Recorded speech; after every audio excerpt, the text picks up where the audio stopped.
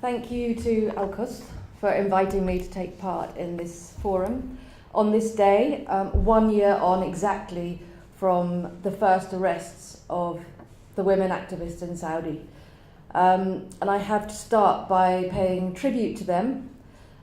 These women are undoubtedly courageous women, brave, principled, and they took huge risks in a bid to promote the rights of all women in Saudi. Many of them were prominent women, high-profile campaigners. Some of them had already spent time in custody. Some of them had spent time in exile. So they knew only too well the risks that they were taking. They knew only too well that no criticism, no debate, no suggestions for reform could be tolerated. They knew there's still no freedom to think, to follow through on those thoughts, no freedom to engage in real debate, and no freedom to criticise, of course, the arrangements of government. But even knowing that there can be no discussion of religious reform, social or gender issues, they continued to campaign. And it's clear that despite the huge McKinsey PR campaign that we know about, which tried to show a more modern and liberal face for Saudi, it nevertheless remains a totally wholly authoritarian state. And we know also that these women are paying a very, very high price now: detention, solitary confinement, physical, emotional, and sexual torture. But yes, we also know that driving did become legal for women on the 24th of June last year, when the licenses were issued for the first time. So we now have a very bizarre situation where these prominent campaigners are in prison, having been subjected to torture for something that it is now legal to do. John Humphrys on the Today programme the other day seemed absolutely incredulous that this could be so. Why? Why would Saudi do this? Can it be true that these women are being tortured? But of course, sadly, yes, it is. And the reason being that change, the issuing of these licenses, was nothing to do with the promotion of the rights of women and everything to do with improving the economic efficiency and the consequent need to get women into the labour market. But sadly, the societal control behind this, in particular the male guardianship, which means in effect that women do not have full legal personality in Saudi, that remains absolutely rampant.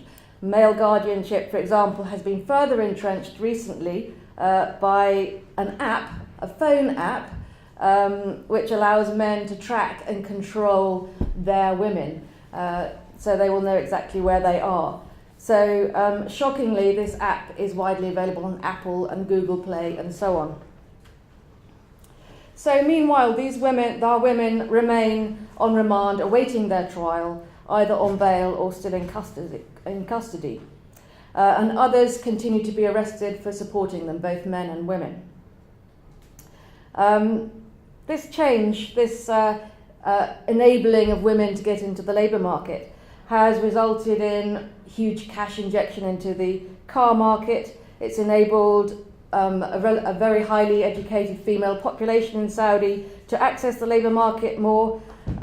It's improved the efficiency of the male labour market as well, because men are no longer having to constantly take time off to take their women to appointments and so on. So it's been a major PR coup for Saudi. But it's also resulted in the expulsion of 1.6 million migrant workers who had been the drivers in previous times. So Saudi Arabia continues to act with impunity, facilitated by the mainly blanket silence of the international community. The Detention Review Panel that Layla sits on is one of the honourable exceptions. But the actions of Saudi have been largely swept under the carpet, disguised by this claim that Saudi is reforming and modernising and liberalising. And it continues to be a battle to ensure that the fate of the campaigners for reform who number, it is estimated, in the thousands now. It continues to be a battle to ensure that these human rights defenders are known about. And these meetings, of course, are part of that battle.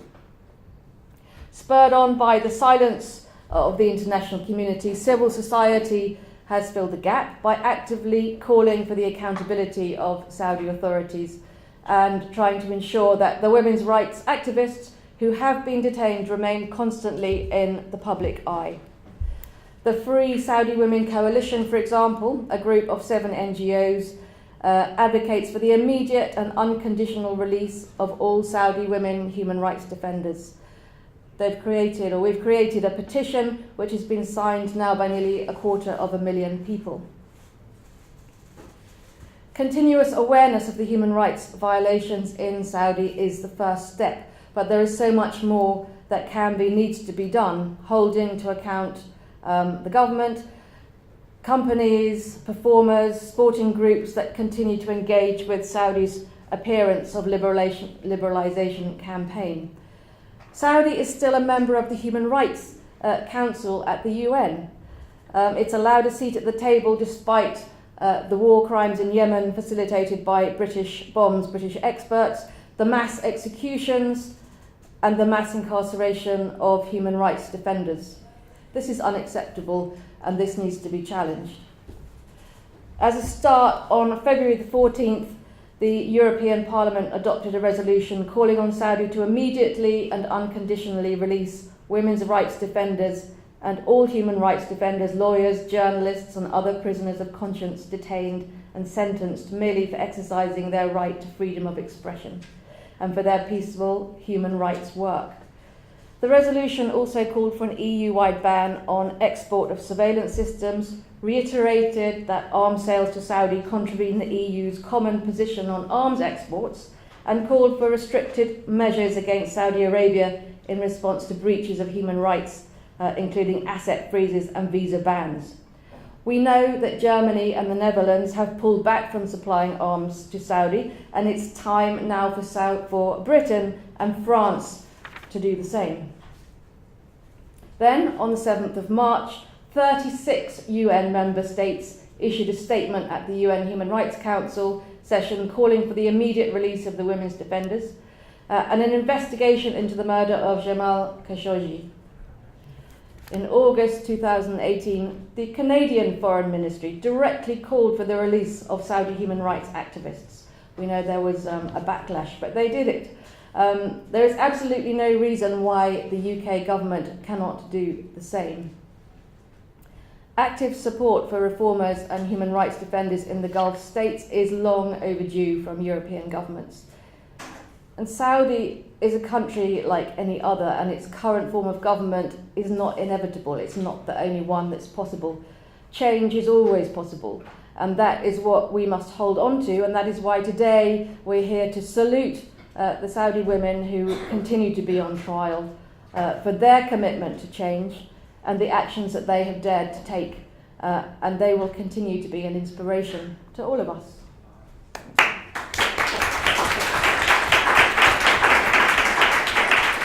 Thank you so much, Melanie. I'll now pass to Safa.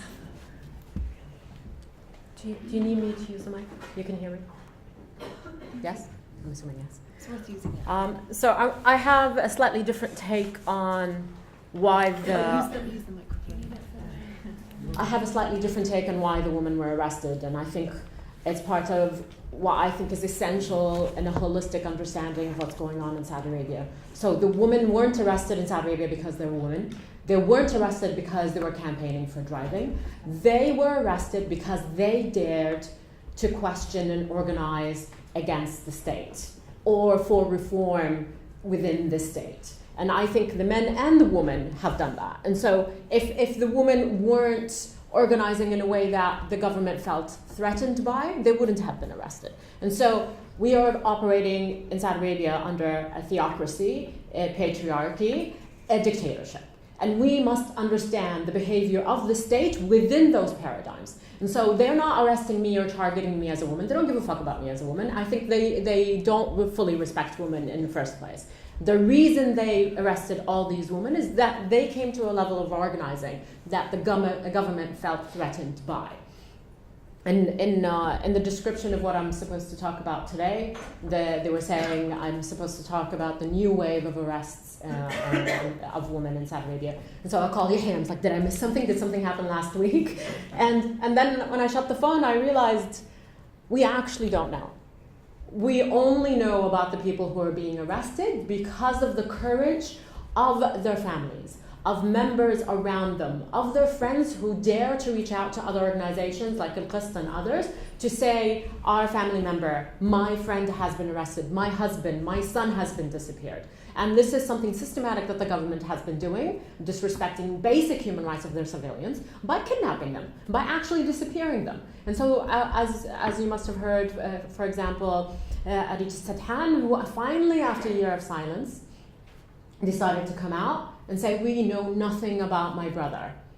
Absolutely nothing for a year. This is a behavior of a state towards its own citizens. And so all of this, I think, is quite disturbing, and yes, the anniversary today of the woman is just simply an escalation of something that's been happening for years. This is how the state behaves towards organized dissent, because organized dissent is seen as illegal, as a direct threat to the stability of the state.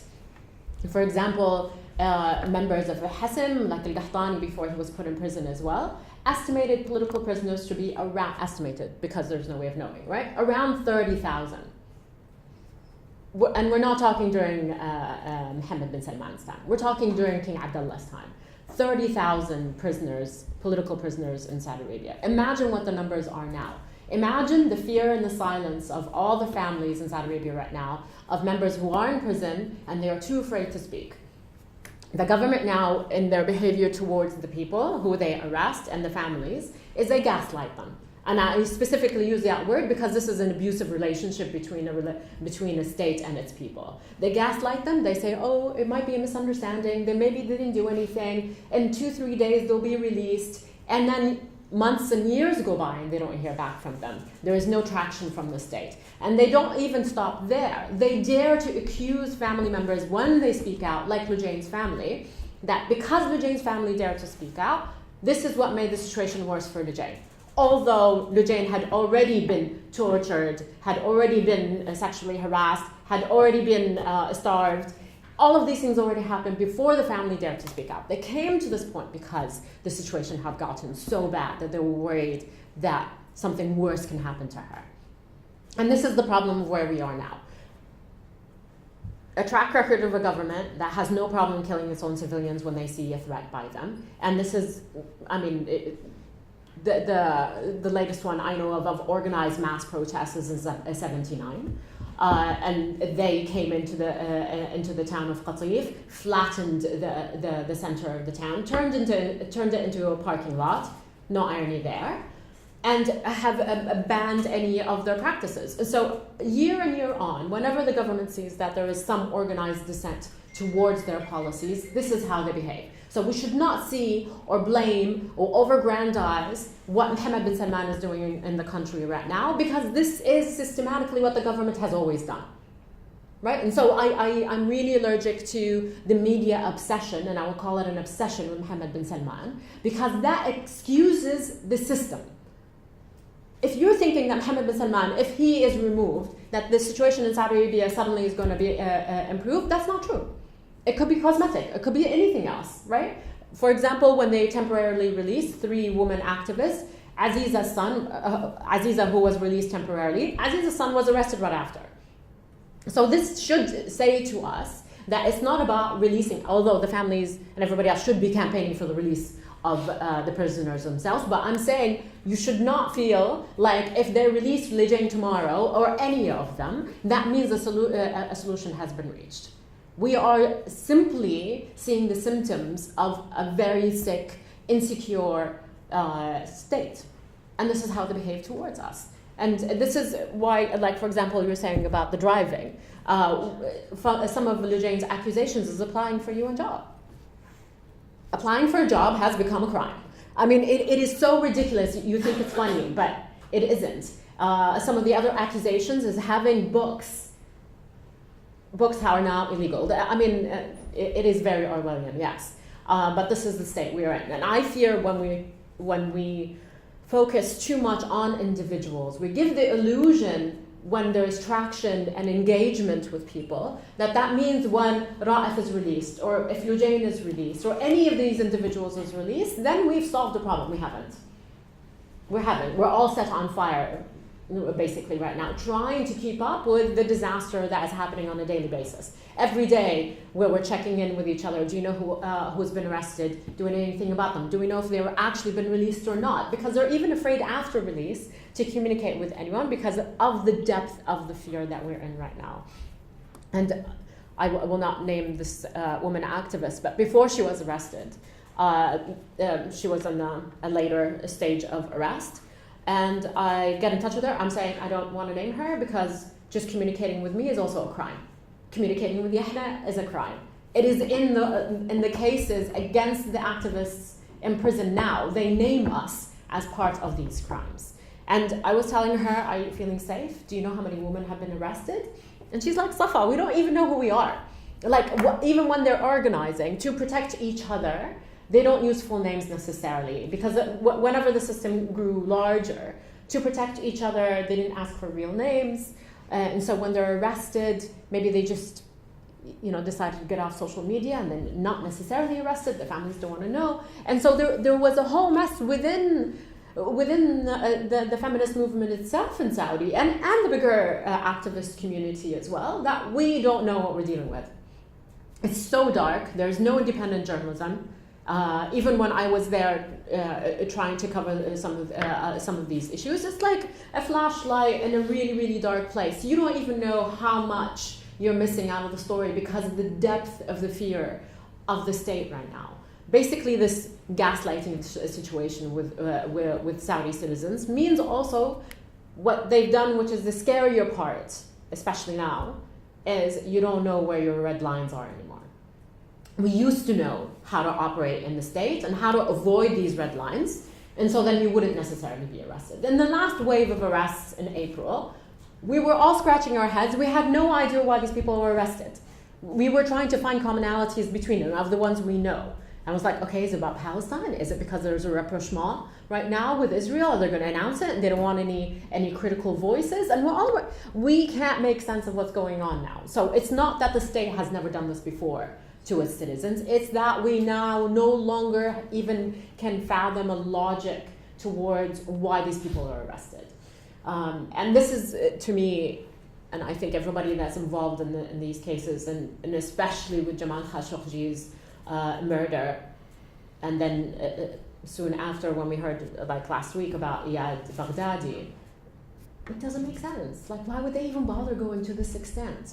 Are they so insecure that a journalist who writes an op-ed in the Washington Post is so threatening to them? And this is where we are right now. We don't know where we stand on anything. You speak, you don't speak, you can still be arrested and disappeared. Thanks.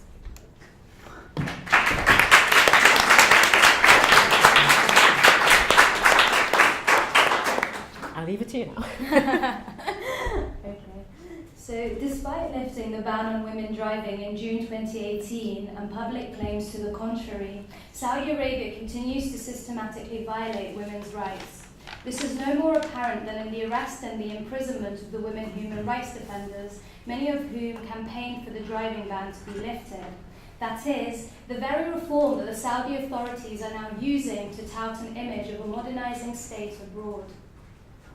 Over the past year or so, the United Nations and UN member states have taken several measures to pressure Saudi Arabia into upholding its international obligations with regards to women's rights, with some successes. However, as the continued imprisonment of the women human rights defenders and the trials of others demonstrate, there is much more that needs to be done.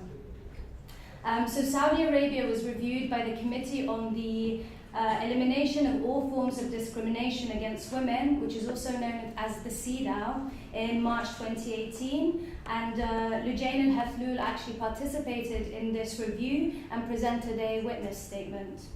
And in the concluding observations that followed, the CEDAW raised this concern that the women human rights defenders in Saudi Arabia are subjected to harassment, to intimidation, by law enforcement officials and are arbitrarily detained and ill-treated for their civic engagement.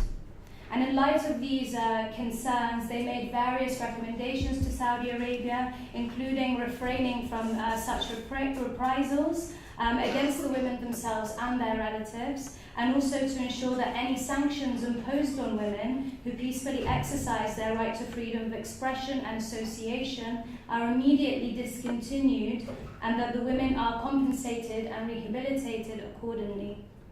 And while Saudi Arabia is legally bound under its treaty obligations to implement these recommendations, it actually continued to act with impunity because, as we know, from the 15th of May of last year onwards, they began to arbitrarily detain and unfairly try virtually all the prominent women human rights defenders in the state. And the CEDAW's concerns were echoed in at least 5 urgent action letters sent by independent UN experts who are also known as special procedures. These address the initial enforced disappearance of the women human rights defenders, their torture and ill treatment, the male guardianship system more broadly, as well as the app that we mentioned earlier that allows so-called male guardians to restrict women's travel. The Saudi authorities responded to 4 of the 5 letters, showing that they care somewhat about their image on the international stage. However, it's also important to note that in the one government response that is currently public, the Saudi authorities did the general thing they did, which was to brand all the peaceful activists as terrorists. Similarly, various UN special procedures, the CEDAW and the UN eminent group of experts on Yemen have all recognized that a state such as Saudi Arabia that consistently fails to uphold its obligations in relation to women's rights domestically also fails to do so in its approach to the conduct of hostilities as party to the armed conflict in Yemen. So in addition to raising concern about the large number of women and girls killed and injured as a result of indiscriminate airstrikes by the Saudi-led coalition, they pointed out that parties to the conflict, including Saudi Arabia, have subjected Yemeni women's human rights defenders to harassment in retaliation for their peaceful activism. So in particular, they pointed out that in June 2018, Radhia al-Mutawakkil, who is the president of Muwatana for Human Rights, was arbitrarily detained and held incommunicado upon the orders of the Saudi-led coalition, preventing her from travelling to Oslo to participate in an event organised by the Centre for Humanitarian Dialogue. Saudi Arabia completely dismissed these allegations, and in their response, they argued that they're not concerned with such cases because they occurred on Yemeni territory. International pressure on Saudi Arabia continued to mount when in November 2018, the state's human rights record was reviewed by fellow UN member states as part of its Universal Periodic Review. A large number of recommendations were made to the state on women's rights and calling for the release of women human rights defenders. And notably, Saudi Arabia accepted 18 recommendations calling for the abolition of the male guardianship system, making this the second time in just 6 years that the state made this commitment before the Human Rights Council. However, as is typical of Saudi Arabia's selective approach to its international human rights obligations, it also rejected very specific recommendations, such as one from Germany to immediately release all human rights defenders, in particular women, as well as a recommendation from Iceland to immediately end the ban and criminalization of protests and unconditionally release anyone imprisoned solely for exercising their right to freedom of association and peaceful assembly, including the women human rights defenders. So Iceland continued to take the initiative to call on Saudi Arabia to uphold its legal obligations internationally, when on March the 7th, it led a group of 36 UN member states in expressing serious concern over the current human rights situation in the country. This marked an unprecedented condemnation of Saudi Arabia's rights record before the UN Human Rights Council. In the statement, the states raised concerns surrounding Saudi Arabia's use of counter-terrorism laws and other national security provisions to persecute individuals for peacefully exercising their fundamental rights and freedoms. The 36 states reiterated the call made the previous day by the UN High Commissioner for Human Rights, Michelle Bachelet, for Saudi Arabia to release all the detained women human rights defenders. In a speech before the Council on March 6th, the High Commissioner stated that the persecution of peaceful activists would clearly contradict the spirit of the country's proclaimed new reforms. To draw the various actions taken by the UN human rights mechanisms and the member states together, I would like to first emphasize that to some extent international pressure does work. So as we've seen, the Saudi authorities have made some, albeit very limited, concessions by releasing 7 of the women human rights defenders. However, having said this, it is also important to stress that they shouldn't have been detained in the first place, and that they continue to be unfairly tried within a legal system that lacks independence. Moreover, others such as Loujain al-Hathloul remain behind bars, while some, such as Sama Badawi, remain in custody without charge. So going forward, we must continue to lobby the UN member states to take action in order to pressure Saudi Arabia to uphold its international legal obligations. And the upcoming June session of the Human Rights Council might present one such opportunity. In addition, we must continue to follow up on the recommendations issued to Saudi Arabia by the UN treaty bodies, as well as voluntary pledges and soft law commitments in order to keep up the momentum on the international stage. Finally, I would like to end by stressing that the arbitrary detention, torture, and unfair trials that the women human rights defenders have been subjected to is part of a larger systematic problem in Saudi Arabia that has existed for decades, and that has most recently been reflected in the arbitrary detention of hundreds of peaceful critics since the ascent of Mohammed bin Salman in 2017. A new wave of arrests in April 2018 resumed hostilities in Yemen and the execution of 37 individuals on April 23rd, many of whom were deprived of their right to life as a direct result of their participation in peaceful protests. Ultimately then, while we must continue to campaign for the release of the Saudi women human rights defenders, we must also keep in mind that this is not the final battle, and that, in fact, as many of the women human rights defenders themselves have done, we must also advocate for broader structural reforms in Saudi Arabia. Thank you.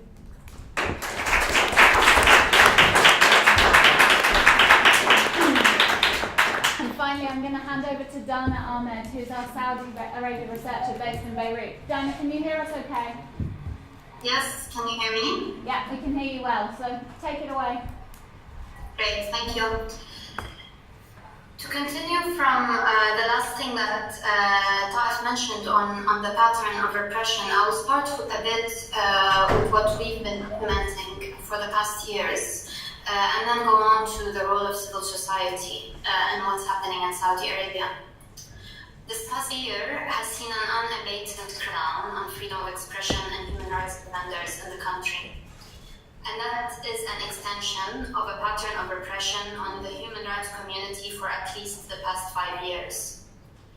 Some of the abuses that have happened since last year include the arbitrary detention of Saudi's most prominent women's rights defenders, whom we are commemorating the anniversary of their arrest today, the extrajudicial execution of Jamal Khashoggi, the calls by the Saudi public prosecution for the execution of activists and religious clerics, the continued arbitrary arrests of human rights defenders, smear campaigns that women's rights activists faced to delegitimize their human rights work a month before the driving ban was lifted, as well as the increased use of the death penalty. Every month in this past year, since the wave of arrests started, has seen an escalation on all fronts in the crackdown on civil society and human rights. Civil society space in Saudi Arabia has been shrinking month after month. In fact, it can be described as a closed space, and this has happened through restrictive legislation that does not allow for human rights organizations to register or carry out their work legally, through the criminalization of the work of Saudi human rights defenders by arresting and sentencing them to lengthy prison terms.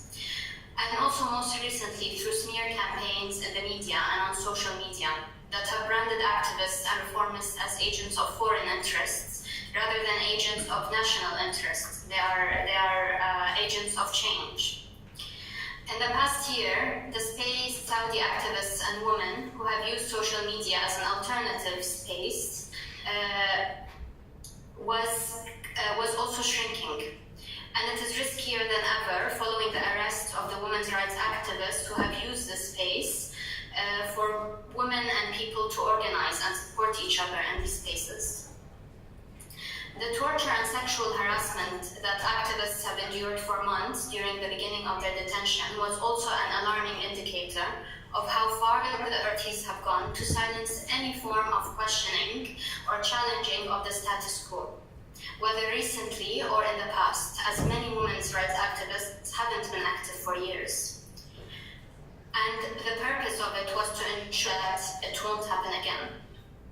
Women's rights activists and other human rights defenders now behind bars have not only faced the terrible ordeal of being separated from their families and subjected to physical suffering, but now they've also faced an environment of fear and intimidation to ever continue their important work for their country. While activists inside the country face arbitrary arrests, torture, and lengthy years in jail, as well as threats and administrative measures such as travel against them and their families, activists outside face threats and surveillance for the human rights work that they do and for the advocacy that they do for their peers inside the country. Last year, Jamal Khashoggi was killed for his free words and for what he was saying for his peers. This has sent a shockwave among human rights defenders, journalists, and dissidents everywhere, both inside Saudi Arabia, outside, and in the Arab world, reinforcing the notion that the authorities can act with total impunity. In this climate of fear and repression, it is more than ever very important for human rights campaigners and activists around the world to continue in the same momentum that existed arrests, to raise the profiles of these activists, of the women's rights activists, of the men who were detained during this wave, and of human rights defenders who have been detained and sentenced in the past 5 years. It's our job and duty to tell their stories, to amplify the important work that they did for their societies and the price that they are paying for it. We must pick up our campaigning efforts, use the tools we have in whatever country or organization or civil society systems we sit in, with a view to not stop until the activists are free and until the rights to freedom of expression, association, and assembly for all citizens are respected on the long term. This is especially important in countries which can exert influence on the Saudi Arabian authorities, whether in UN fora, such as the Human Rights Council, and through mechanisms such as the UPR, or directly, states such as the US, the UK, France, who have until now prioritized their arms and business deals over the human rights concerns, must act and ensure that they are taking active measures to support these human rights defenders. The continued support of the international community, especially of these key states who have not directly voiced their support to the women's rights activists and detained human rights defenders, will only prolong this pattern of repression. There's a lot at stake for the human rights defenders detained, including the women's rights activists, as well as the activists and religious clerics facing trial and lengthy prison terms and the death penalty for exercising their freedom of expression and association. They and others who are behind bars deserve our vocal support as international civil society organizations and international organizations. This is the least that states, also with leverage over the Saudi authorities, can do to ensure that they are protected. Given the continued deterioration in Saudi Arabia's human rights record, whether that's on the freedom of expression front or on the use of the death penalty or in its discrimination against minorities, it's particularly disconcerting to see states only resorting to silent diplomacy, especially the key states who are not willing to speak out publicly about these abuses. Silent diplomacy has not protected Saudi's human rights defenders from torture, nor will it be sufficient to ensure that the repression they faced will end, and that any repression in the future for the human rights community will end. This is why key states must speak out clearly, like they have done on other occasions. They must take active measures with the authorities, whether through UN bodies and mechanisms or whether directly with the authorities, making it clear that the international community will not make an exception for necessary scrutiny of the country's human rights record. Thank you.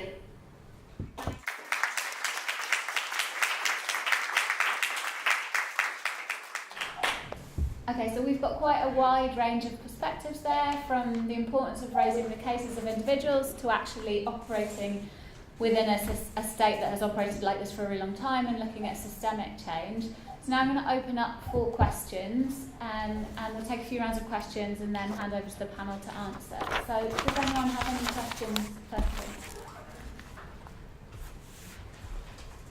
If you can just say your name, and if you're directing a question to one person. Yeah. Hello, so my name is Oscar and my question is directed to Safa. So first of all, thank you for the panel. This has been a very interesting and eye-opening discussion so far, and we've heard, as Ellie mentioned, a lot of different perspectives.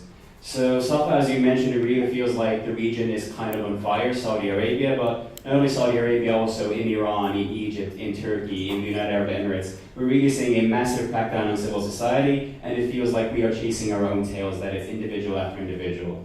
And you mentioned kind of tongue-in-cheek that, well, getting one person released, that's not the solution, we're treating symptoms. So my question is to you. So I'm a human rights activist here in the UK, so I'm also a European citizen. So if I have, let's say, 1 year, what's the one demand I should ask UK politicians or the EU or the Saudi government to take to actually tackle those structural things that create these symptoms that you mentioned? Should we, for example, keep on pushing banning arms sales to Saudi Arabia? Should we call for an oil boycott? Should we call for ending diplomatic relations? Just a few ideas, but what sort of one concrete ask do you say would be the most effective when it comes to creating the structural change that addresses the systems and mechanisms of the government? Given that that's a big question, maybe we'll just go straight back to No, take some more. Take some more? I'll think about the one. Any more questions for now? Thank you. It's really interesting. Again, on the pressure that the world should or could bring to bear on Saudi Arabia, do you think your fight is getting harder? Sort of in the last few years, everybody's talking about the sort of the rise of the right wing, hardline authoritarianism, etc. Is it getting harder, given that this is a long-term problem, certainly in Saudi Arabia? And what's behind the guardianship rules and how persistent they are, given, again, that, say, when the royal family decided to make sure that women could drive, they did that. And so why is it so persistent? And especially given that the establishment of the state seeks to distance itself, at least publicly, from the more conservative clerics.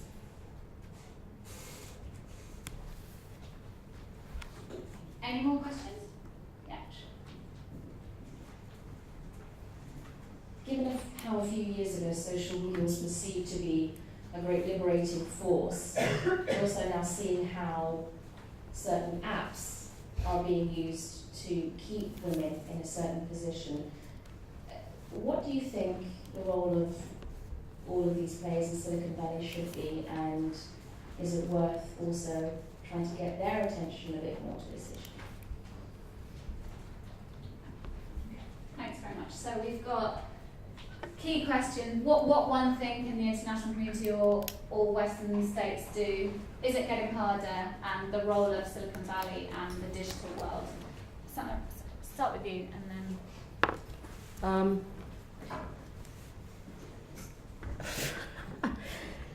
Okay, I'll start with, is the fight getting harder? The fight is getting harder because of a combination of things. There is the technical aspects of how easy it is now to follow, monitor hack into my private life. And the illusion of the ability to communicate, but also the complete nakedness of us in the digital sphere. And part of how a dictatorship operates is fear, absolute fear, distrust of the other. And so the first thing that they do to us is break the connections. I cannot trust anyone. I don't know who's with me, who's against me. How do we build solidarity? How do we build movements? How do we have conversations with each other without that fear? And I think that's what's making it harder now. And so, for example, we fear to communicate directly with anyone inside Saudi Arabia because of the rules, the anti-terrorism rules. I did not mention this, but this is a very important thing where activism is considered terrorism, and in the most cynical and disgusting way possible. And they are doing the same thing not only domestically inside Saudi Arabia, but they're waging war in Yemen and decimating the country. They've just simply exported what they believe are their rights in destroying their own civilians, but they're also doing the same thing in Yemen. And I've been covering Yemen for a very long time, and it's frightening to see such an amazing, beautiful, quite a diverse political scene be decimated in the way it is now. And it's not just because of the Houthis. The Houthis are the beginning of a problem, but they're symptoms of this. And how Saudi Arabia and the Saudi coalition have operated is symptomatic of how they behave towards their own citizens. And so the UAE is quite complicit in this. And so we're talking about how bad the situation is in the Gulf. The Gulf has amazing amount of money, no credibility towards its own people, and an impunity of how they want to spend their money. So I can't question where the money is going. So they can spend it on all the weapons they want. They can spend it on all the spyware and NSO hacking software that they want. They can spend billions of the national, and what is it called? The National Endowment on Silicon Valley. So now we own huge, the Saudi government owns large parts of Uber, large parts of WeWork, large parts of the institutions that you're saying we should put more pressure on. I think all of them are full of shit, including government, when they call on diplomacy. I don't have a one thing for you, right? Because I don't believe in them. I don't believe that any of these governments really give a shit about human rights. They believe in their own personal government interests, and how that manifests itself in Saudi Arabia is that Saudi Arabia and UAE, one year after another, are the highest buyer of weapons in the world, even before the war in Yemen. How do you explain this? What were they doing? What were they planning to do with all these weapons when unemployment in youth in Saudi Arabia is 40%? 40. You have all the money in the world to buy all the weapons in the world, even when you aren't in active conflict with anyone, but you have no problem spending billions on that, but you can't even figure out your own unemployment. The youth has 40% unemployment, and nobody's figured it out. And so all of those things directly relate to the bigger question of terrorism, actual terrorist organizations like Al-Qaeda, like Daesh. When you have no more space for political dissent, peaceful political dissent and organizing, you are pushing everybody to the other extreme, right? Everybody that believed, and I give you the example of Qatif in 2011, everybody that believed in peaceful organizing and protest has either been killed or put in prison or disappeared. Who is left in the youth who are angry, have been attacked and shot at, and believe there is no more futility to peaceful resistance? Right? We have to talk about this within the context of how these governments are responsible for angry youth feeling that violence is the solution, right? One of the members of HASM gave an amazing lecture called Peaceful Jihad in Saudi Arabia is more important than violent jihad abroad. And you must Google it, and I believe they still have the YouTube channel. HASM still has a YouTube channel. It's an amazing, amazing sermon by somebody who, I believe he was 80 years old at that point. He was a judge, a very respected religious scholar, saying to the youth, Stay in Saudi Arabia. Do the non-violent jihad in Saudi Arabia. It's more important than you going to Syria and Iraq. What does the government do? Put them in prison. You have to understand within this. The guardianship issue is, I think it's part of understanding the patriarchy, right? And also one of the biggest excuses and the gaslighting towards us and saying, we are liberal, the Saudi royal family. We want to modernize the country. It's the people. The people are backward. The people are conservative. The people can't handle this change. And this is why we can't have women drive. And this is why we have to have the guardianship rules. As an excuse, as if the people themselves want this, and the Saudi government is just giving the people what they want. But in reality, and the proof is in the woman driving, because the government on the record kept saying that there are no laws banning women from driving in Saudi Arabia. It's a societal decision. But in reality, when Loujain and Mesa went across the border, they put them in prison and accused them of terrorism. Right? And then one day, they all decided that this is fine and we can all drive.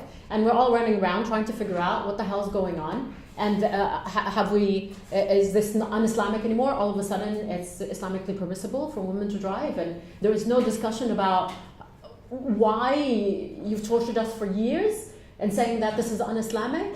And then all of a sudden there is. So there is no logic anymore, or there was never really logic, to how the government treats its own laws and the very moody way in how they change it. And most of the changes, if you notice, are 1 o'clock in the morning. When you wake up and all of a sudden all the ministers are changed and all their laws are changed, then there is no discourse about it. And so that to me means that you don't respect your people. You don't give a shit what they think about it, who they put in, who they took out, who they put in the Ritz, right? And so this is all part of the bigger context of a very moody, individualistic state. Did I cover everything? Pretty bleak picture. Melanie, do you want to have a go at responding to some of the questions? Yeah, on social media, yes, I mean, there are huge problems with the way that social media is used by states and how it's surveyed, but it's also hugely important tool for freedom of expression, particularly in the region that we're talking about. There's no other means of getting your message across. When human rights defenders tweet, for example, you see this massive response of what they call the flies, or the people around the state who reply and try and tarnish the message massively. But if you ask those human rights defenders, do they want you to take down Twitter? They would definitely not, because this is the important forum for getting the message across. So yes, there are problems, but it's hugely important that we defend it as well. Is it more difficult now for human rights defenders? Yes, it is. I mean, there are huge challenges to the human rights system now. The conversations that we see with states now, it's not about we don't like this particular bit of the system, or how can we find a way through there. There are direct challenges to the whole system now, from Trump, for example, from Putin, from Erdogan. There are direct challenges.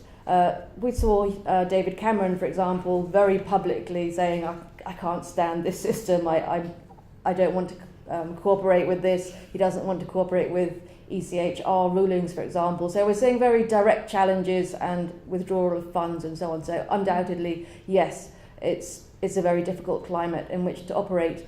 But that doesn't mean to say, of course, that we give up. We have to increase our fight. And, we always see kind of circular, cyclical progress and regression. That's the way it works. And we have to keep on and keep fighting.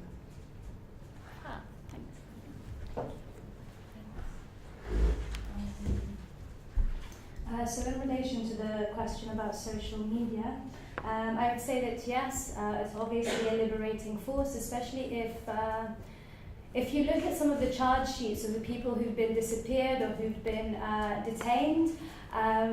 They've been disappeared or detained because they wrote something on social media that clearly threatened the state. So in that sense, it's very powerful, and it's especially powerful in a place like Saudi Arabia, where there isn't any independent press. but also I think it's particularly worrying how easy it is to hack into these so-called even secure apps like WhatsApp. There was some articles, I think a few days ago, about it being hacked.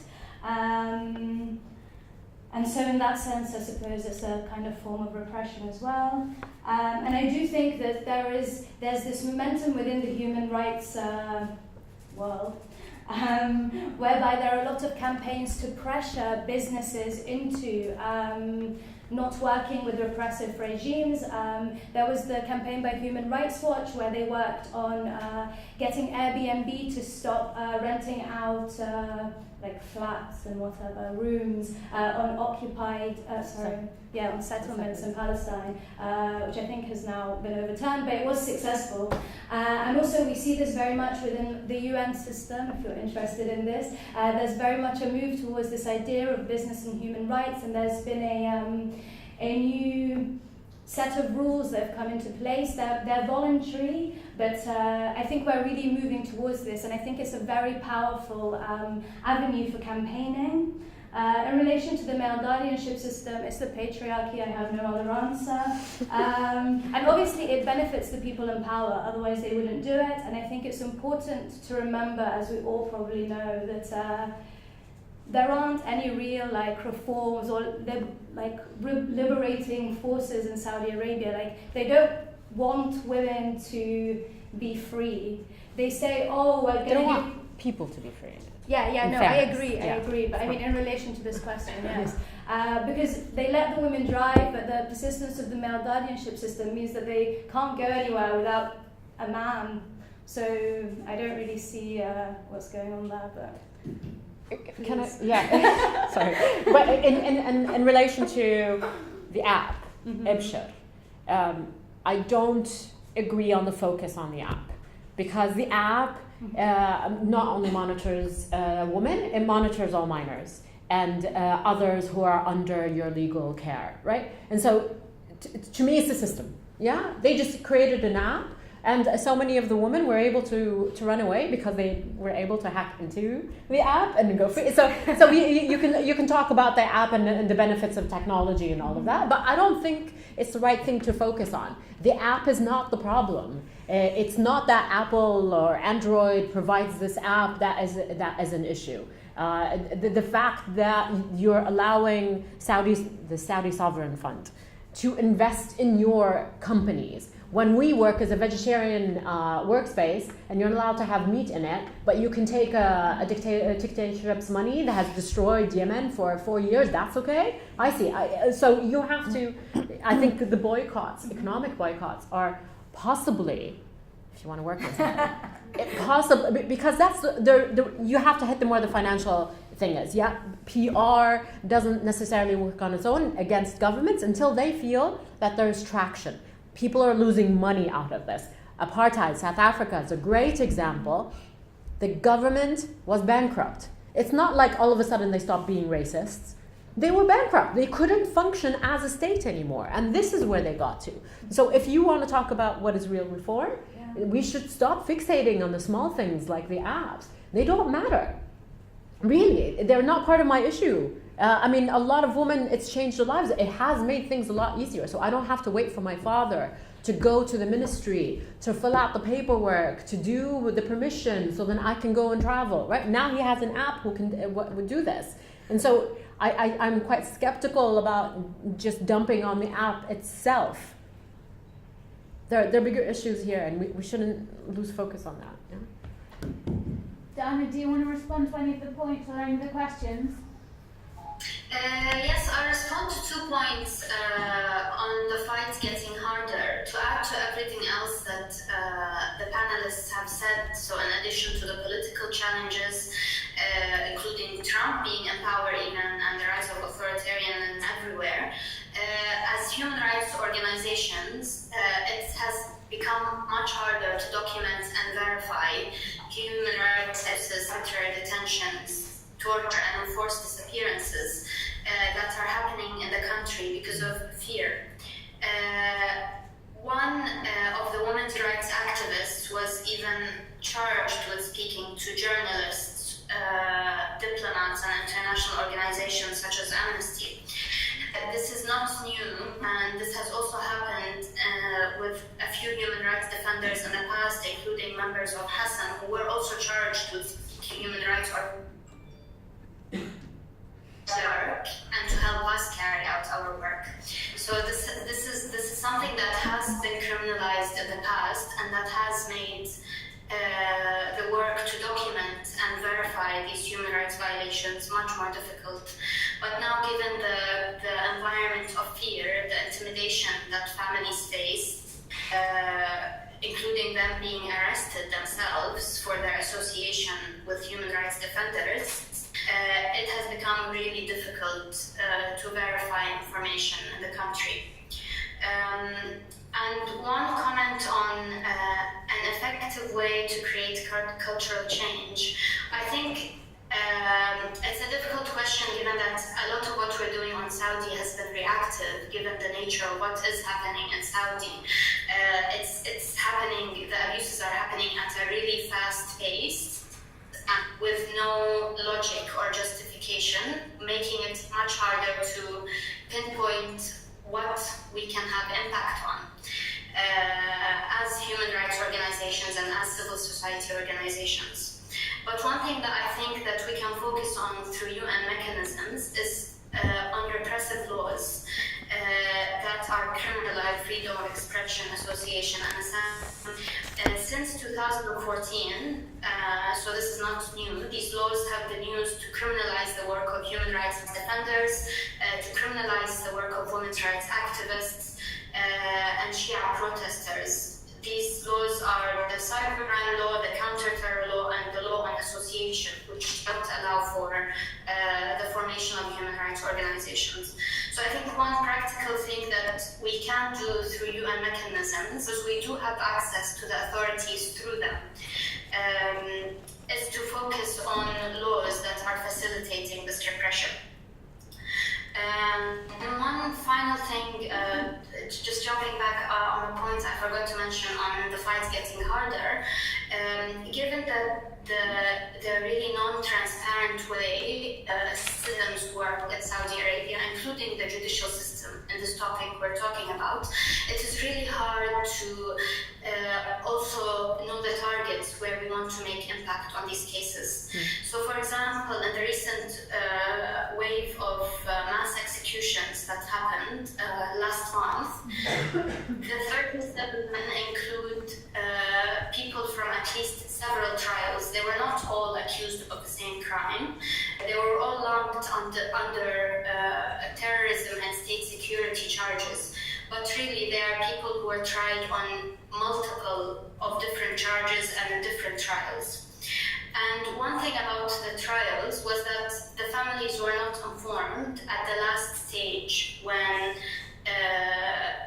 their sentences were ratified by the Supreme Court and were referred to being executed. And the families themselves were shocked that their loved ones were executed. So this is also something that is really hard to predict and really hard to put pressure on when we don't know the legal status of cases because of the way the judicial system works in the country. And that is a really big problem both for the families who want to follow up on the cases of their loved ones and even on states and international organizations who have been campaigning and advocating for these cases for many years. I think that's it. Thank you. Cool, thanks very much. Right, we'll take one more round of questions. Where's the mic? Sorry, that mic.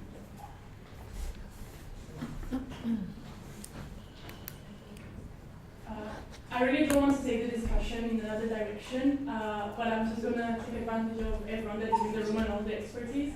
What are we going to do with people that, a person that I know is in Saudi Arabia and she's literally wants to escape Saudi Arabia. She's a Pakistani person and she's literally being tortured, beaten, and everything else that we can think of by her uncle and dad. So yeah, I think I just want to take advantage of all the expertise, and if you have any advice that what I can do and what information I can send her.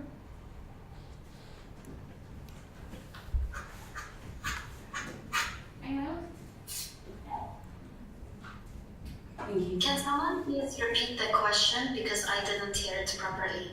Sorry, yeah. What can we do to help a person that wants to escape Saudi Arabia? I think that's what it is.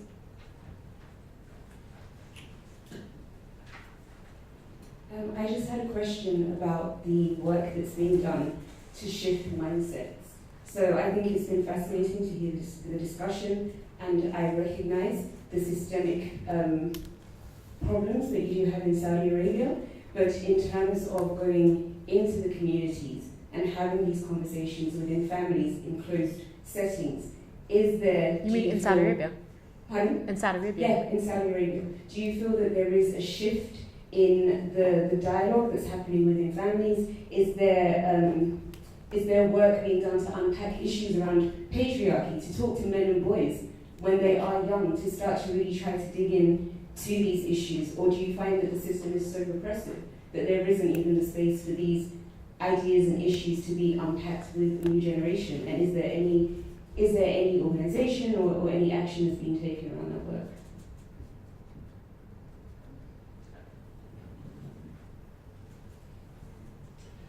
A few of you mentioned that Saudi Arabia is a member of the Human Rights Council, and you have drawn attention to the litany of human rights violations. One of you, Taif, I can't remember who it was, referred to a statement led by the government of Iceland at the last Human Rights Council, approximately 36 some odd countries. Is it really the case that we can do no better than hope for a unified single statement by a group of countries holding Saudi Arabia to account? Or is there any scope for Amnesty, Gulf Center for Human Rights, MENA Rights Group, ALQST and others to get together and try and create and advocate for a Human Rights Council body with a limited mandate to hold Saudi Arabia to account for human rights violations? Any more questions? Should we do this round and then we'll come back really quickly? Dana, are you all right to take question one? Yes, I don't have a good answer because it depends on the case and the context of the situation of this woman, who she is, her family situation, is she a national or not, and what her situation is. I would contact human rights organizations with all these details. I mean international human rights organizations. There are no organizations that can help inside the country, to our knowledge. So I would contact Amnesty.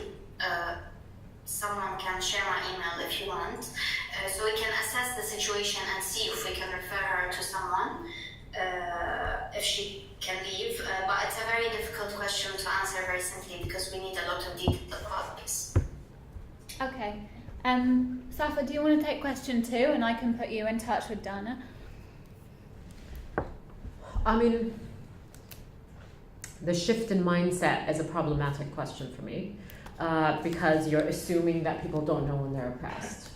And I don't believe that. I think as a woman, you're quite aware of the misogyny, for example. As far as how society deals with the changes, part of the problem of not knowing how to behave within the country is the top-down approach to the legal and social transformations. Yeah, everything is expected to come from the top down. And so it's not that men want to oppress women deliberately. We have tiers of oppression, right? And so you have the royal family at the top, you have people who are less rich than them, and then you go down, all the men, and then women, and then domestic workers, and then lower domestic illegal workers. And so we have tiers of oppression in Saudi Arabia, and that is the legal and government aspect of how they deal with everybody in general is the problem as well. And so you're talking about are boys taught these things. I give you an example of civics was introduced into the educational system in Saudi for the boys only and not the girls. And at that time, I was really upset that my brother got to learn civics for some reason, and I didn't. And I'm not sure why I was upset, but I felt like because he had it, I should have it as well. But it's so institutionalized that is the problem, that you legally feel empowered to oppress other people, and that's the problem. It's not like the men loved to drive us around, for example, before they hated it, right? And they always say that to me, is like, do you think I like driving you around? Do I not have a life? And so the dynamics have become so toxic between men and women, and I think this is a global issue and not just in Saudi Arabia. It just happens that in Saudi Arabia, this is the legal system itself that is oppressing you, not just the men in your life. And so I would question that question, right, of the mindset. I hear this a lot, but like, oh, we have to teach people democracy. Arab people are not ready for democracy. Fuck that, right? I've had enough of that kind of discourse towards the people of the region. We don't need that. We need your governments to stop paying and supporting our governments to oppress us. That's what I need from you, right? I don't need you to save me. I don't need you to teach me dignity and freedom. I don't need you to do that. But I do need you to take care of your own government, right? To have them stop oppressing me. Taif, do you want to respond to that question? And then we can move on to the UN. Human rights. Sure. Melanie, do you have anything to say about mindset? No, I think Okay. I couldn't add to that. All right. Well, then why don't we move? If we move on to question 3 about human rights, and then we can do you and Taif. I wasn't quite sure what you were proposing exactly, but I mean, there are already coalitions of NGOs, including one focused on the women detainees. I mean, there are lots of coalitions. We're constantly trying to work together on these issues, but sorry, perhaps you could repeat exactly what you were proposing. It's a Human Rights Council-led body, a mandated body, such as that one that exists on Myanmar in respect to violations in that country. There are mechanisms at the Human Rights Council which are time-limited, mandate-limited, and so on. Obviously difficult to reach because Saudi Arabia is such a powerful country, but it would be led, states would have to get it created. So it's not a coalition from amongst NGOs, Okay. but something that the states themselves get together and they call upon social others and so on and so forth. Yes, that sounds like an excellent idea. Yeah. Totally. Very optimistic of you. So in relation to Drury's statement question, I want to talk about the statement first of all by the 36 countries. So first of all, from the people we've spoken to, it was apparently very hard to get the statement, and it was very much a last minute thing. And I think the reason that it was so difficult is because of all the economic ties between these states. And also because Saudi Arabia is a member of the Human Rights Council, as you said. That what we want to do is to continue to lobby so that hopefully in the next human rights session, or maybe even in September, we can get maybe another statement, or if we're being super optimistic, a resolution. In terms of kicking Saudi Arabia off the Human Rights Council, this is very difficult because I think you need a 2/3 majority, and states are just not going to vote against them. And that this has only happened once before, I believe, with Libya. And then, in terms of a UN body, I think that would be an independent expert, so a special rapporteur, so somebody who focuses on Saudi Arabia and reports back, let's say, every year in relation to issues in the country. And I think that this is... there already?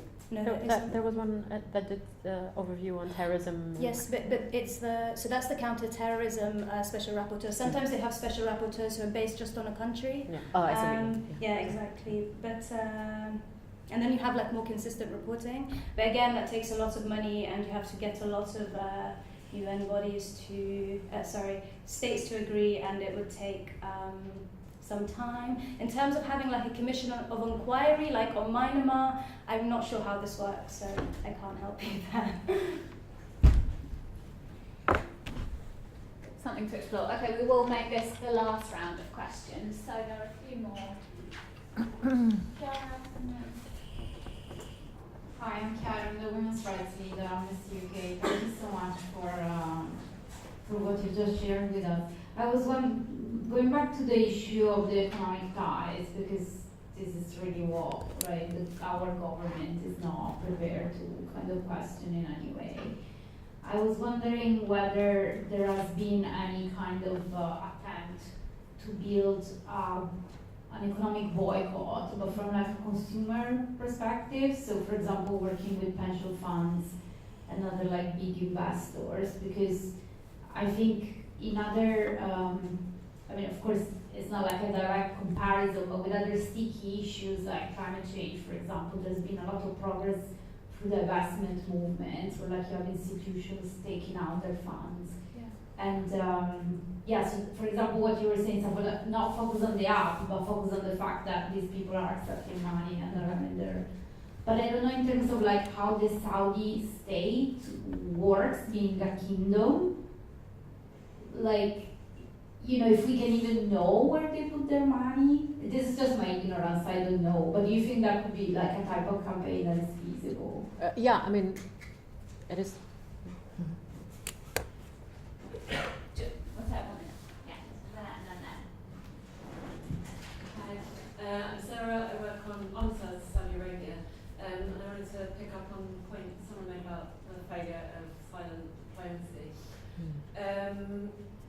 We recently had the situation where Jeremy Hunt tried to claim that it would be morally bankrupt to stop arming Saudi Arabia.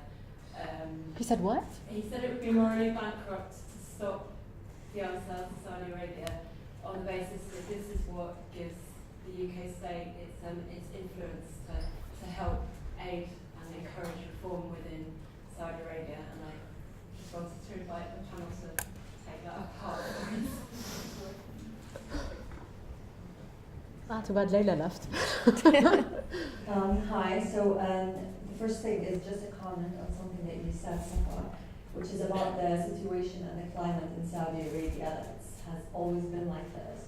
I slightly disagree with that. I think that overall the climate has worsened ever since Mohammed bin Salman has came to power. And his agenda that he promoted indicated something different, and sadly I was one of the supporters, especially that he was young, something that we've never witnessed. You mean you believed in 2030? Yes. Aww. But the thing is, I think that everything that he tried to claim, or the image that he tried to portray, has proven false quickly, with the Qatar dispute and the assassination of Khashoggi. Especially that we've never also seen the one-man show, the Crown Prince taking over everything important in the country. The second point of the question that I have is on the international pressure. I know that we're emphasizing on this, and I think it is playing a crucial part, just to change things in Saudi. But at the same time, don't you think that this is what's happening right now, and the detention of these women is a result of it? Especially that it is one of the charges that Loujain and al-Hathloul, for example, is being prosecuted for. Speaking to foreign countries, I think that was one of them. And don't you think that it would make more sense for us to, one of the things that also we might want to address is the Human Rights Commission in Saudi. One of the strange things that is happening there is that the Human Rights Commission is reporting to the king. So instead of trying to solve each case individually, why don't we change that? Meaning recruit independent observers who have full authority and freedom to investigate, and also the government need to act upon whatever they recommend or their findings.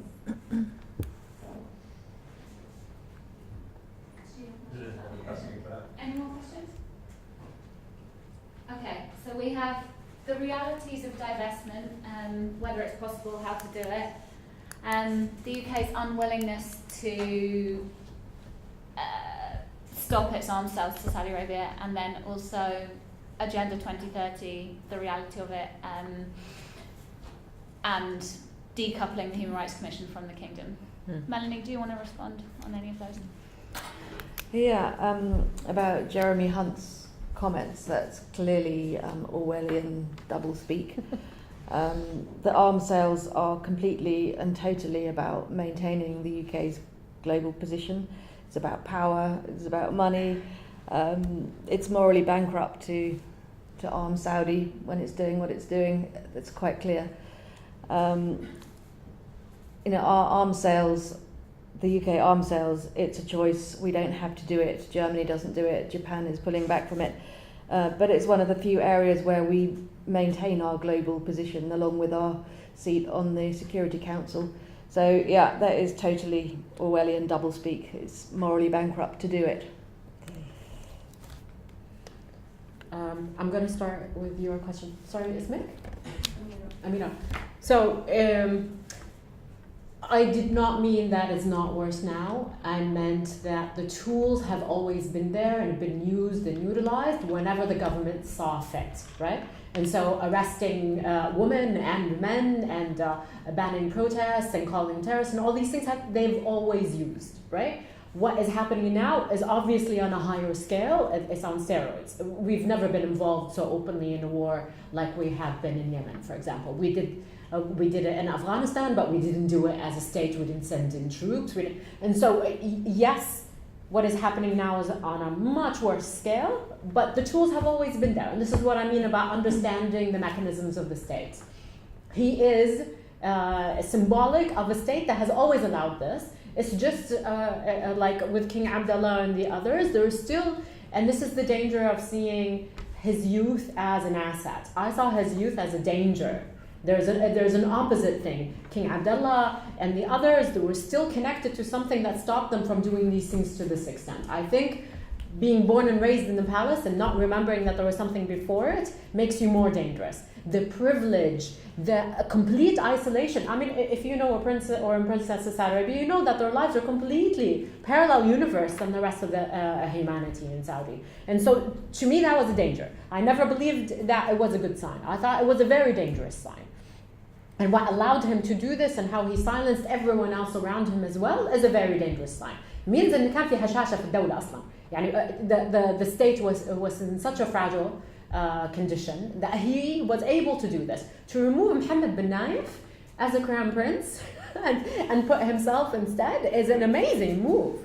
And so why did everybody else find it acceptable? But obviously there are no checks and balances within what we thought as the royal family as checks and balances even, right? It was all a facade. Everything else that came after Mohammed bin Salman, the Vision 2030 and all these things, are, to me, more gaslighting of the people.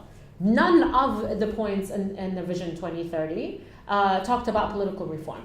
It was all economic reform, which also included building factories for weapons inside Saudi Arabia when Saudis don't even have such expertise. And I believe the importance of having 420 gyms in Saudi Arabia. I believe that was part of the Vision 2030 as well. And so, yes, it is worse, but all of it was there before. Every single king could choose to be better or worse than the power that he had. And this is what I mean about, it's not about Mohammed bin Salman. It's very dangerous to fixate on him. Thanks. In terms of the economic boycott, I've never thought about this before. I think it's very interesting. I will think about it some more. I don't think that, as far as I know, I don't think it's been attempted.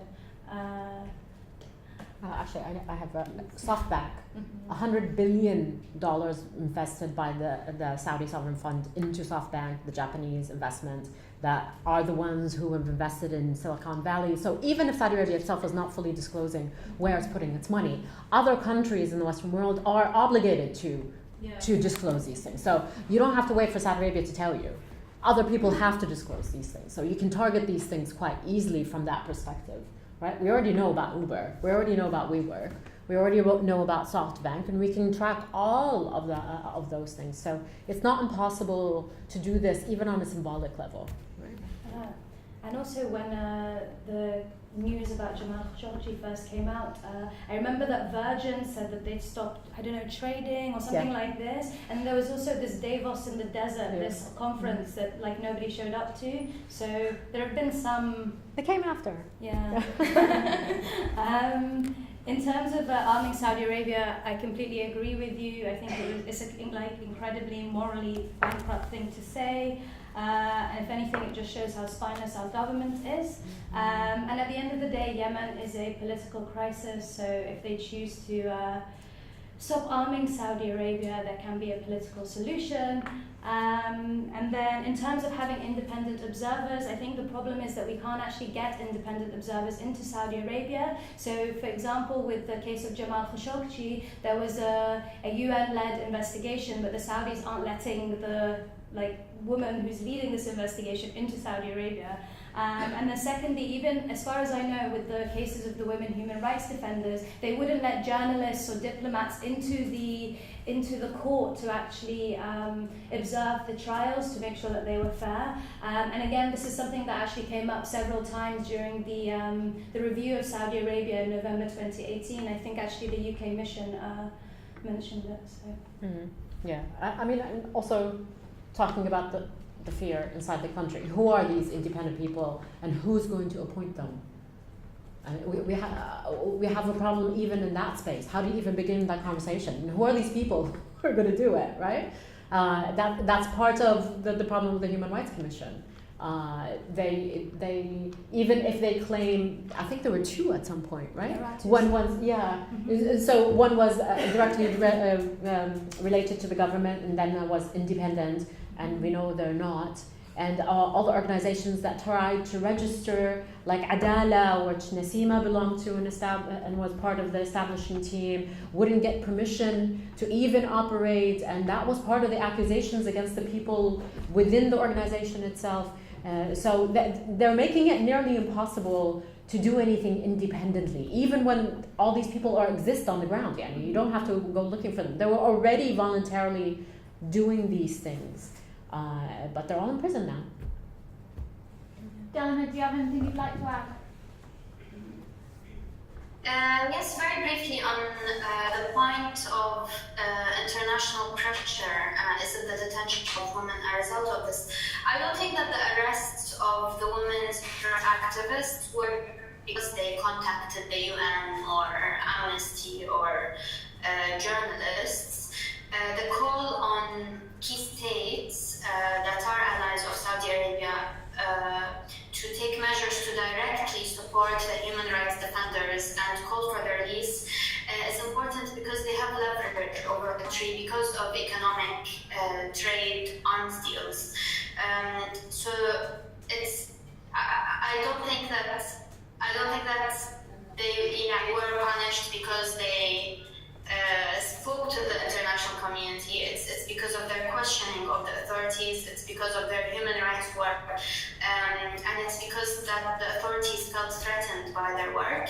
I think that the charges against the women are used also to fear among the population, and that you can't speak out, you can't question, you can't reach out to foreign governments or embassies because you would be considered a traitor. So I think it's a tool that the government is using rather than it being actually the reason for the arrest. And one point on the Human Rights Commission, absolutely, it's not independent. It does report to the king. And when the allegations of torture came out from the human rights defenders, we verified around cases of 10 human rights defenders, including men and women who were tortured. And after the media, international organizations and families spoke out, the public prosecution announced that it will investigate these allegations. And after they made this announcement, announcement, they sent members of the Human Rights Commission to speak to the activists in jail, saying that we will investigate these allegations, but none came out. And after these investigations happened, the prosecution has repeatedly said that we deny that any activist was tortured. When activists spoke out in court about their torture, even though these allegations were investigated by the Human Rights Commission, the prosecution went out again in state media to say that we deny that any of these allegations are true. So their investigations are definitely not something we can rely on because they are not independent. And at the time there were calls by organizations that were raised to states to allow independent monitors that would maybe mean the ICRC or independent experts who are appointed by the UN to visit the women human rights defenders in jail. This was back in December and January when the allegations first came out. We have also requested to visit the country, but unfortunately, given the closed nature of Saudi and the lack of access for any independent organizations or experts, this did not happen and we didn't receive any response for these requests. So there have been requests made for independent individuals, investigators and organizations to go in and see the women and speak to them, the women and men, to investigate these allegations, but this was not possible. The authorities have not been responsive about it. Okay, thanks very much. I think unless there are any other burning questions, we'll probably end there. I just really want to thank the panel so much. Thank you very much for coming today, for participating. Lots of food for thought there for all of us. I imagine the panel will be around for a little bit afterwards if you've got any questions. And just to say, I know there's a lot of controversy around the value of focusing on individual cases, but given that today is the anniversary of their arrest, Amnesty does have a tweet action up on our website at the moment targeting the Crown Prince on this case. So if anyone is on Twitter, please do go ahead, take that action, just so he sees that we are continually watching him. Thanks very much, everybody, and I hope you enjoyed it.